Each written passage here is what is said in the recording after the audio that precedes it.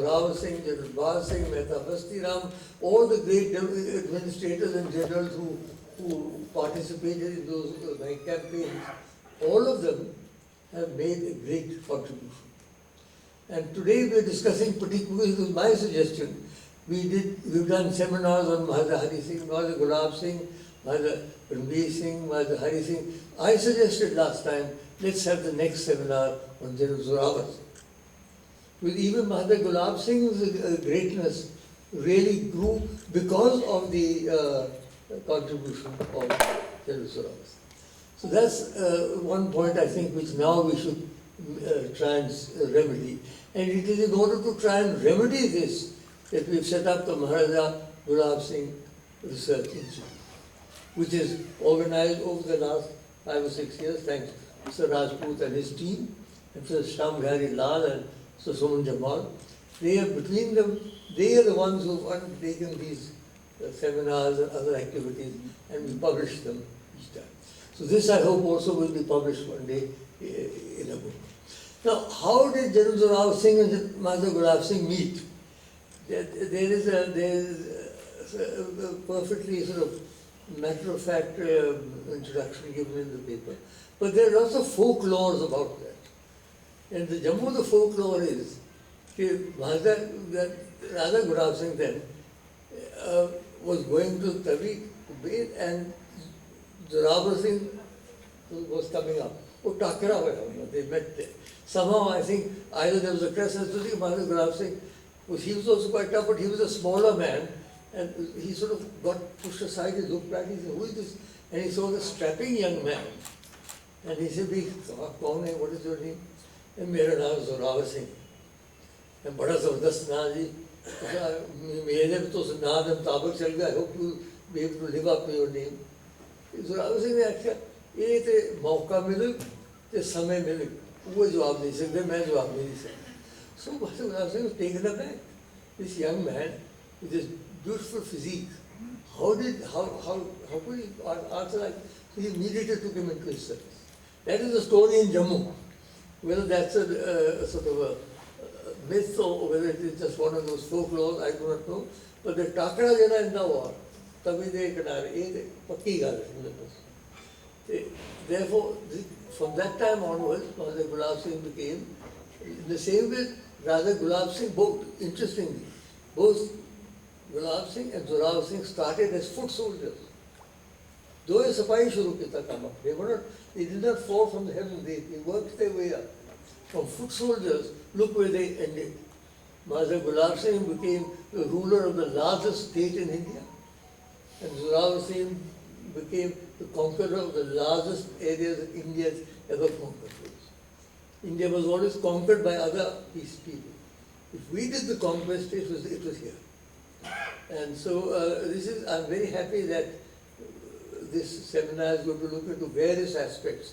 I must thank, by the way, our generals for their very valuable inputs, both as far as military tactics is concerned and as far as the general situation is concerned. As has been said, we have lost a lot of those territories. I think we at least lost, for the time being, we've lost Baltistan, huge area, and we've lost a big part of Ladakh also with the Aksai. So I would say we've lost more than half of what Zorawar Singh had conquered.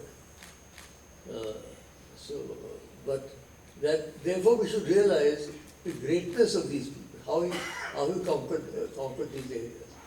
And what I feel is very important is for us to look at the creation of modern India and the contribution made by Sher Punjab Maharaja Ranveer Singh, by Maharaj Gulab Singh and by General Zorawar Singh. These three figures, as has been mentioned, play a critical role in the history of North India and modern Indian history. And even our well-known historians, I won't name them, but they also tend to stress it's been a great tragedy Mr. Chairman, that people are only interested now in the accession and the problems besetting accession. They do not look at the history of the Dogras. We are having tomorrow, by Professor N. Pandita, a talk on Kashmir under the Dogras. He's published a book on that. And he's trying to point out how, under Dogra rule, 100 years of Dogra rule, the Kashmir developed its horticulture, its sericulture, its tourism, and its health facilities and education facilities and so on. So, what do people say? Maharaja Gulab Singh bought Kashmir for 70 lakhs and Maharaja Hari Singh was at the time of the accession. They don't look at, what has happened, what did these people do? And so therefore, they've got to relook at this. You cannot brush the Dogras aside as you have done. Again, I'm sorry. I've been raising this for a long time. In fact, as many of you know, the reason that I kept raising this is that I was always, people ask me, why were you never consulted by the government of India? Although I was in the government of India for 10 years. I said the reason is simple. Do you remember an American film called The Man Who Knew Too Much? I am the man who knows too much. And that's why every government, whether it's a Congress government or it's a non-Congress government, they don't want me involved in the process. So therefore I've had a long spell in public life. I've been in public life for 70 years now, starting at the age of 18. So exactly 74 years I've been in public life, by Lord Shiva's grace. And I've done a lot of things and I've achieved a lot of things, but what I was never able to do was to make a contribution towards a solution or a working out of the Jammu and Kashmir situation. And that was because the government of India, successive governments of India, did not want me involved directly in jail. So anyhow, that's the way it was. I'm not blaming anybody. Maybe they are right. Maybe I was an embarrassment. Maybe if I had spoken the whole truth, it may have been an embarrassment for the government of India. And of course, nobody wanted to embarrass the government.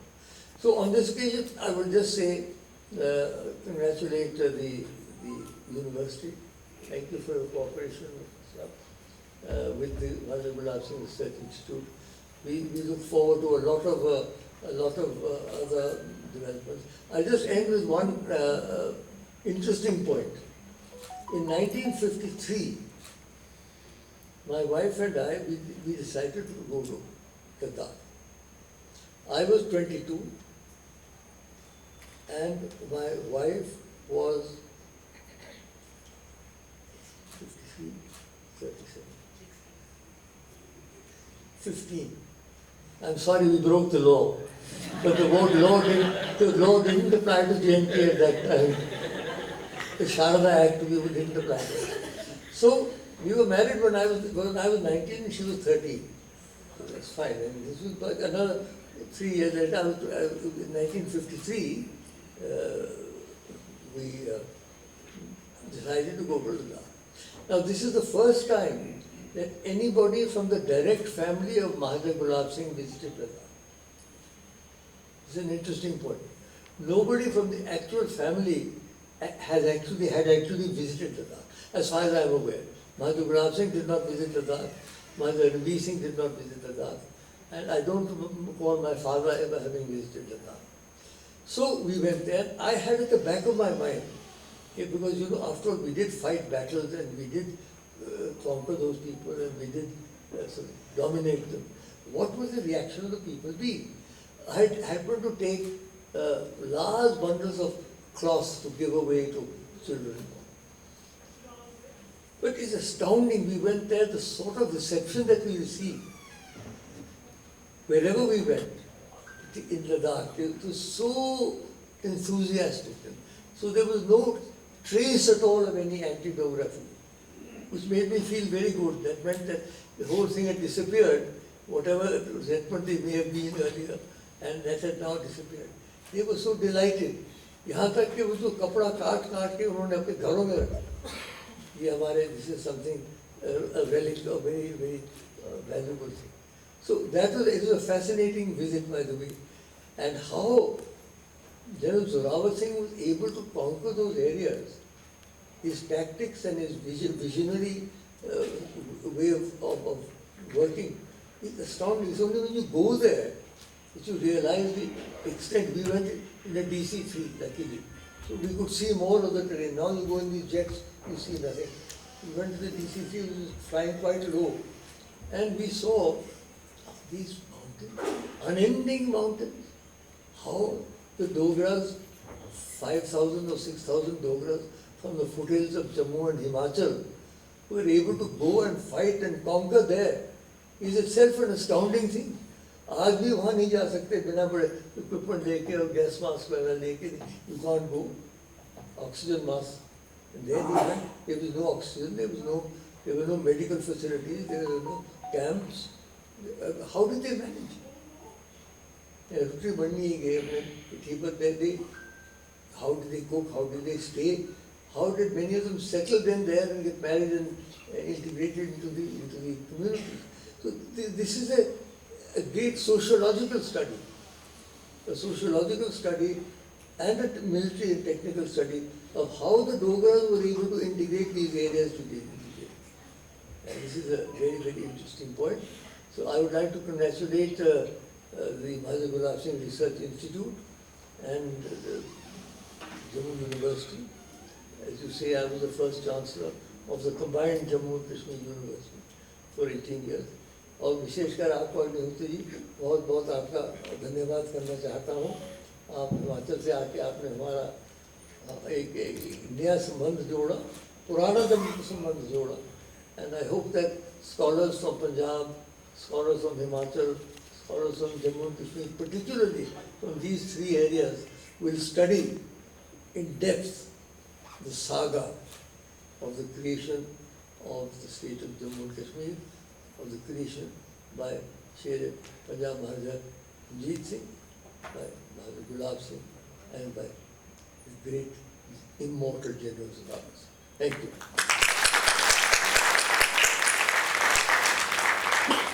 Thank you.